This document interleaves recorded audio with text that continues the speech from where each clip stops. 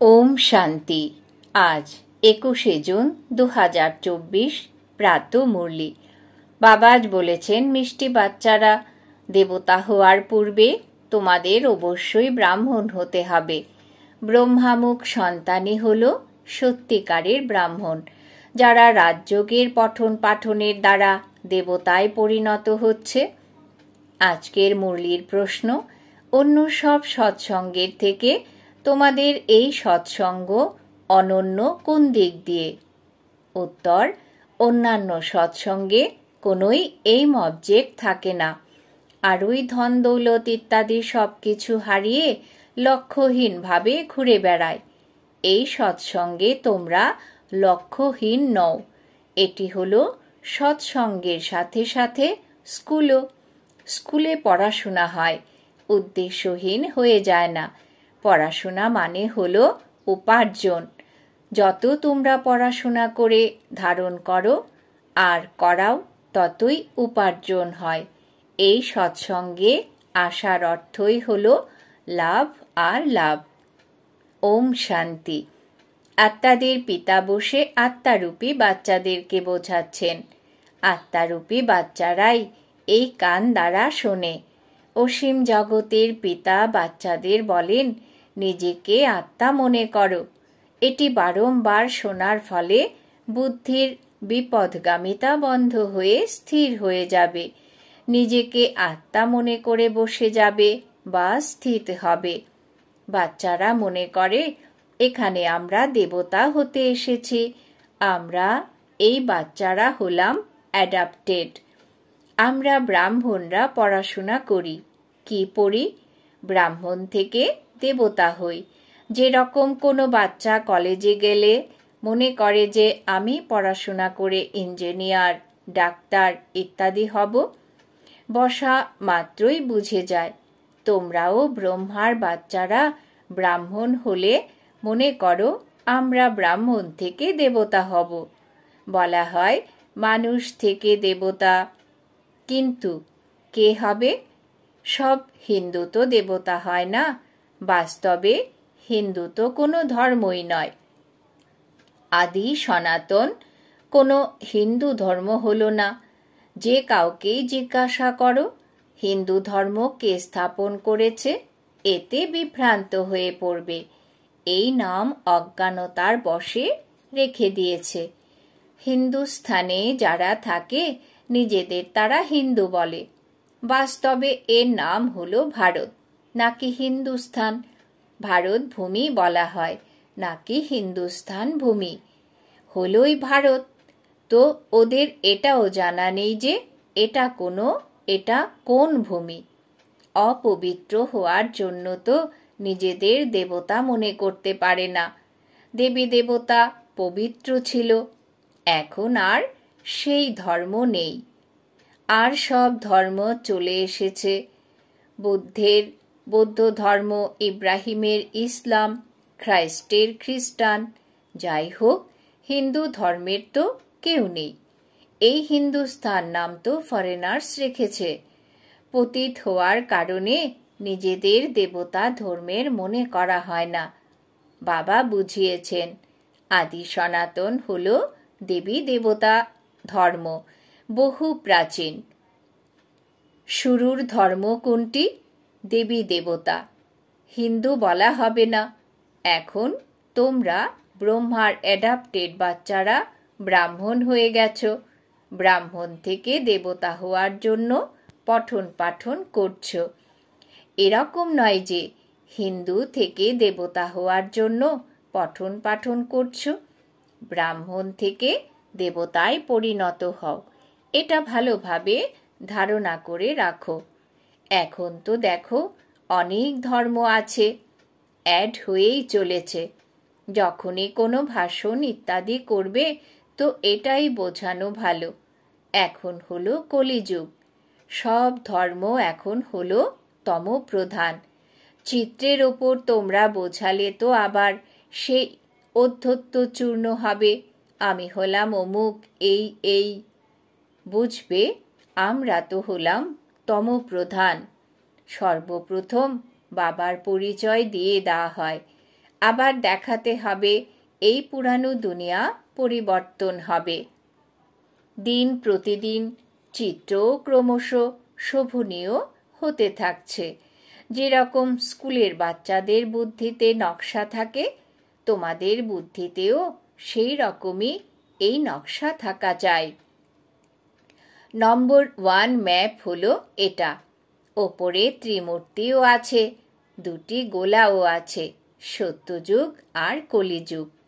এখন আমরা পুরুষোত্তম সঙ্গম যুগে আছি। এই পুরানো দুনিয়া লোপ পাবে। এক আদি সনাতন দেবী দেবতা ধর্ম স্থাপনা হচ্ছে। তোমরা হলে আদি সনাতন দেবী দেবতা ধর্মের। হিন্দু ধর্ম তো হয়ই না। যেরকম সন্ন্যাসীরা ব্রহ্ম এই থাকার জায়গাকে ঈশ্বর মনে করে, সেই রকম হিন্দুস্থানে যারা থাকে তারা হিন্দু ধর্ম মনে করে নিয়েছে। তোমাদের থেকে ওদের এই পার্থক্য আছে। দেবী দেবতা নাম তো হলো অনেক উচ্চ। বলা হয় এ তো যেন দেবতা। কারোর মধ্যে ভালো গুণ থাকলে এরকম বলা হয়, এর মধ্যে দেবতার গুণ আছে। তোমরা মনে করো এই রাধাকৃষ্ণই স্বয়ম্বরের পরে লক্ষ্মীনারায়ণ হয়, ওনাকে বিষ্ণু বলা হয়ে থাকে। চিত্র সবার আছে, কিন্তু কেউ জানে না। তোমাদের অর্থাৎ বাচ্চাদের এখন বাবা বসে বোঝাচ্ছেন, বাবাকেই সকলে স্মরণ করে। এরকম কোনো মানুষ নেই যার মুখে বা কথায় ভগবান নেই। এখন ভগবানকে বলা হয় নিরাকার। নিরাকারের অর্থ বোঝে না। এখন তোমরা সব কিছু জেনে যাও। পাথর বুদ্ধি থেকে দিব্য বুদ্ধি সম্পন্ন হয়ে যাও। এই নলেজ ভারতবাসীদের জন্য নাকি অন্য ধর্মের লোকেদের জন্য?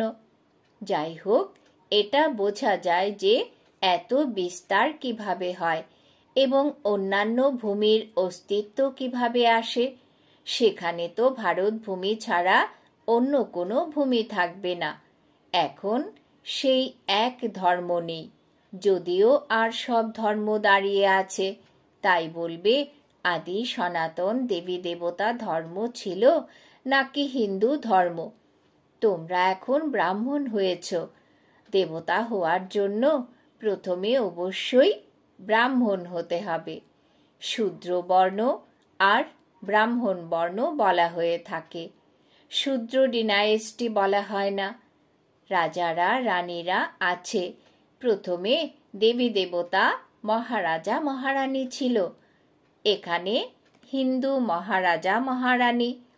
ভারত তো একই। আবার সেটা পৃথক পৃথক কিভাবে হলো? ওদের নাম চিহ্নই লুপ্ত করে দিয়েছে। শুধুমাত্র চিত্র আছে। নম্বর 1 হলো সূর্যবংশী। রামকে সূর্যবংশী বলা হবে না। এখন তোমরা এসেছো সূর্যবংশী হওয়ার জন্য নাকি চন্দ্রবংশী হওয়ার জন্য? এ হলো রাজযোগ। তোমাদের বুদ্ধিতে আছে আমরা এরকম লক্ষ্মী নারায়ণ হব। হৃদয়ে খুশি থাকে বাবা আমাদের পড়াচ্ছেন মহারাজা মহারানী করার জন্য। এ হলো সত্যনারায়ণের সত্যিকারের কথা। পূর্বে তোমরা জন্ম জন্মান্তর সত্যনারায়ণের কথা শুনেছ, কিন্তু সেটার মধ্যে কোনো সত্যতা নেই। ভক্তিমার্গে কখনো মানুষ থেকে দেবতা হতে পারে না। মুক্তি জীবন মুক্তি পেতে পারে না। সমস্ত মানুষেরই অবশ্যই মুক্তি জীবন মুক্তি প্রাপ্ত হয়। এখন সকলে বন্ধনে আছে। ওপর থেকে আজও কোনো আত্মা এলে তো জীবন মুক্তিতে আসবে নাকি জীবন বন্ধতে? অর্ধেক সময় জীবন মুক্তি, অর্ধেক সময় জীবন বন্ধনে যাবে। এই খেলা পূর্বেই প্রস্তুত হয়ে আছে। এই অসীম জগতের খেলায় আমরা সকলেই হলাম অ্যাক্টরস। এখানে আসি পার্ট প্লে করতে। আমরা আত্মারা এখানকার অধিবাসী নই, কিভাবে আসি, এই সব কথা বোঝানো হয়। কোন আত্মারা এখানে পুনর্জন্ম নিতে থাকে। বাচ্চারা, তোমাদের আদি থেকে অন্ত পর্যন্ত সমগ্র ওয়ার্ল্ডের হিস্ট্রি, জিওগ্রাফি বুদ্ধিতে আছে। অসীম জগতের পিতা ওপরে বসে কি করেন কিছু জানে না, সেই জন্য ওদেরকে বলা হয়ে থাকে তুচ্ছ বুদ্ধি সম্পন্ন। তোমরাও তুচ্ছ বুদ্ধি সম্পন্ন ছিলে। এখন বাবা তোমাদের রচয়িতা আর রচনার আদি মধ্য অন্তের রহস্য বুঝিয়েছেন। তোমরা গরিব, সাধারণ সব কিছু জানো। তোমরা হলে স্বচ্ছ বুদ্ধি সম্পন্ন। পবিত্রকে স্বচ্ছ বলা হয়, তুচ্ছ বুদ্ধি অপবিত্র হয়ে দাঁড়ায়। তোমরা এখন দেখো কি হচ্ছ। স্কুলেও পড়াশোনার জন্য উঁচু পদ প্রাপ্ত হতে পারে। তোমাদের পঠন পাঠন হলো উচ্চতমের চেয়েও উচ্চ, যার দ্বারা তোমরা রাজ্য পদ প্রাপ্ত করো। তারা তো দান পুণ্য করার জন্য রাজার কাছে জন্ম নেয়, আবার রাজা হয়। কিন্তু তোমরা এই পঠন পাঠনের দ্বারা রাজা হও। বাবাই বলেন, আমি তোমাদের রাজযোগ শেখাই। বাবা ব্যতীত কেউ রাজযোগ শেখাতে পারে না। বাবাই তোমাদের রাজযোগের পঠন পাঠন করান। তোমরা আবার দ্বিতীয় জনকে বোঝাও। বাবা রাজযোগ শেখান যাতে তোমরা পতিত থেকে পবিত্র হয়ে যাও। নিজেকে আত্মা মনে করে নিরাকার পিতাকে স্মরণ করলে তোমরা পবিত্র হয়ে যাবে। আর চক্র সম্বন্ধে অবগত হওয়ায় সত্যযুগে চক্রবর্তী রাজা হয়ে যাবে। এটি বোঝানো তো খুব সহজ। এখন দেবী দেবতা ধর্মের তো কেউ নেই, সবাই অন্যান্য ধর্মে কনভার্ট হয়ে গেছে। তোমরা কাউকে বোঝালে সর্বপ্রথম বাবার পরিচয় দাও। বাবা বোঝান, অন্যান্য ধর্মে কত চলে গেছে, বৌদ্ধ, মুসলমান ইত্যাদি প্রচুর হয়ে গেছে। তলোয়ারের জোরেও মুসলমান হয়ে গেছে, বৌদ্ধ অনেক হয়েছে। একবার স্পিচ করাতেই হাজার বৌদ্ধিতে পরিণত হয়েছে। খ্রিস্টিয়ানও ওই রকম এসে স্পিচ দেয়। সব থেকে বেশি আদমশুমারি এই সময় ওদেরই। বাচ্চারা, এখন তো তোমাদের বুদ্ধিতে সমগ্র সৃষ্টিচক্র আবর্তিত হতে থাকে। তখন বাবা বলেন, তোমরা হলে সদর্শন চক্রধারী। সদর্শন চক্র বিষ্ণুর দেখানো হয়, কিন্তু মানুষ এটা জানে না সদর্শন চক্র কেন বিষ্ণুর দেখানো হয়। সদর্শন চক্রধারী কৃষ্ণ বা নারায়ণকে বলা হয়। এটাও বোঝানো দরকার যে এই দুজনের কানেকশন কি। এই তিন হলো একই। বাস্তবে এই সদর্শন চক্র তো তোমাদের অর্থাৎ ব্রাহ্মণদের জন্য। জ্ঞানের দ্বারা সদর্শন চক্রধারী হয়ে ওঠো। যদিও সদর্শন চক্র কোনো মারা কাটার জন্য নয়। এই হলো জ্ঞানের কথা। যত তোমাদের এই জ্ঞানের চক্র আবর্তিত হবে, ততই তোমাদের পাপ ভস্ম হবে। এছাড়া মাথা কাটার কোনো ব্যাপার নয়। চক্র কোনো হিংসার জন্যে না। এই চক্র তো তোমাদের অহিংসক করে তোলে। কোথাকার কথা কোথায় নিয়ে গেছে, বাবা ব্যতীত আর কেউ বোঝাতে পারে না। তোমাদের অর্থাৎ মিষ্টি মিষ্টি বাচ্চাদের অফুরন্ত খুশি থাকে। এখন তোমরা বোঝো, আমরা হলাম আত্মা। পূর্বে তোমরা যে আত্মা ছিলে সেটা ভুলে গেছো, তাই পরমধাম গৃহও ভুলে গেছো। আত্মাকে তো আত্মাই বলা হয়, পরমাত্মাকে তো নুড়ি পাথরে বলে দিয়েছে। আত্মাদের পিতাকে কত গ্লানি করা হয়েছে। বাবা আবার এসে আত্মাদের জ্ঞান দেন। আত্মাদের জন্য কখনো বলা হয় না নুড়ি পাথরে কণায় কণায় আছে। জানোয়ারের কথাই তো আলাদা। পঠন পাঠন ইত্যাদি মানুষেরই হয়। এখন তোমরা বুঝতে পারো, এত জন্ম আমরা এই হয়েছি, 84 জন্ম সম্পূর্ণ করেছি, কখনোই 84 লক্ষ হয় না। মানুষ কত অজ্ঞানতার অন্ধকারে আছে, সেই জন্য বলা হয় জ্ঞান সূর্য প্রকাশিত। অর্ধকল্প দাপর কলিযুগের অন্ধকার, অর্ধকল্প সত্যযুগ ত্রেতার প্রকাশ বা আলো। দিন আর রাত, প্রকাশ আর অন্ধকারের এই জ্ঞান। স্কুলে যা পড়ো তাকে দিশাহীন চলা বলা যায় না। স্কুলে যা পড়ো তাকে দিশাহীন চলা বলা যায় না। সৎসঙ্গে মানুষ কত দিশাহীন চলে, প্রাপ্তি কিছুই হয় না, আরই লোকসান। সেই জন্য ওকে উদ্দেশ্যহীন চলন বলা হয়। দিশাহীনভাবে ঘুরতে ঘুরতে ধন দৌলত ইত্যাদি সব হারিয়ে কাঙাল হয়ে পড়ে। এখন এই পড়াশোনাতে যে যেমন যেমন ভালো করে ধারণ করবে আর করাবে, লাভ আর লাভ হবে। ব্রাহ্মণ হয়ে গেলে লাভ আর লাভ। তোমরা জানো, আমরা এই ব্রাহ্মণরাই স্বর্গবাসী হই। স্বর্গবাসী তো সবাই হবে, কিন্তু তোমরা ওখানে উচ্চ পদ প্রাপ্ত করার পুরুষার্থ করছো। এখন তোমাদের সকলের বানপ্রস্থ অবস্থা। তোমরা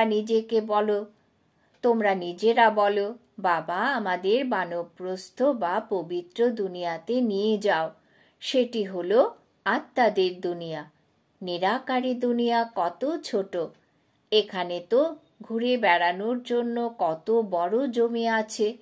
ওখানে এই কথা নেই, শরীর নেই, পাঠ বা কার্যকারিতাও নেই। স্টারের মতো আত্মারা দাঁড়িয়ে আছে। এটা তো প্রকৃতির বিস্ময়। সূর্য চাঁদ তারারা কিভাবে দাঁড়িয়ে আছে, আত্মারাও ব্রহ্মতত্ত্বে নিজেদের আধারে ন্যাচারাল অর্থাৎ স্বাভাবিকভাবেই দাঁড়িয়ে আছে। আচ্ছা, মিষ্টি মিষ্টি হারানিধি বাচ্চাদের প্রতি মাতা পিতা বাপদাদার স্মরণের স্নেহ সুমন আর সুপ্রভাত। আত্মাদের পিতা তার আত্মারূপী বাচ্চাদেরকে জানাচ্ছেন নমস্কার। আমরা আত্মারূপী বাচ্চারা আমাদের মাতা পিতা বাপ দাদাকে জানাই স্মরণের স্নেহ সুমন সুপ্রভাত নমস্কার। ধারণার জন্যে মুখ্য সার। 1 নম্বর, জ্ঞানের মন্থন করে সদর্শন চক্রধারী হতে হবে। জ্ঞানের মন্থন করে সদর্শন চক্রধারী হতে হবে। সদর্শন চক্র ঘুরিয়ে পাপ সমূহ খণ্ডন করতে হবে। ডবল অহিংসক হতে হবে। 2 নম্বর, নিজের বুদ্ধিকে স্বচ্ছ পবিত্র বানিয়ে রাজযোগের পাঠ পড়তে হবে আর উচ্চ পদ প্রাপ্ত করতে হবে। হৃদয়ে সর্বদা এই খুশি থাকবে যে আমরা সত্যনারায়ণের সত্যিকারের কথা শুনে মানুষ থেকে দেবতা হই। বরদান। বাবা আজ বরদান দিয়েছেন, মন বুদ্ধিকে অর্ডার অনুসারে বিধিসম্মতভাবে কাজে প্রয়োগকারী নিরন্তর যোগী ভব। মন বুদ্ধিকে অর্ডার অনুসারে বিধিসম্মতভাবে কাজে প্রয়োগকারী নিরন্তর যোগী ভব। ব্যাখ্যা। নিরন্তর যোগী অর্থাৎ স্বরাজ্য অধিকারী হওয়ার বিশেষ সাধন হল মন আর বুদ্ধি। মন্ত্রই হল মন্মনা ভব। যোগকে বুদ্ধিযোগ বলা হয়। তো যদি এই বিশেষ আধার স্তম্ভ নিজের অধিকারে থাকে, তাহলে অর্ডার অনুসারে বিধিপূর্বক কাজ করে, তাহলে যে সংকল্প যখন করতে চাও তখনই সেই সংকল্প করতে পারবে। যেখানে বুদ্ধি যুক্ত করতে চাও সেখানে যুক্ত করতে পারবে। তুমি রাজা হওয়ার কারণে বুদ্ধি তোমাকে উদ্ভ্রান্ত করবে না, বিধিপূর্বক কাজ করবে। তখন বলা হবে নিরন্তর যোগী। স্লোগান: মাস্টার বিশ্ব শিক্ষক হও, সময়কে শিক্ষক বানিও না। মাস্টার বিশ্ব শিক্ষক হও, সময়কে শিক্ষক বানিও না। আজকের সমান আমি নিরন্তর যোগী আত্মা। ওম শান্তি।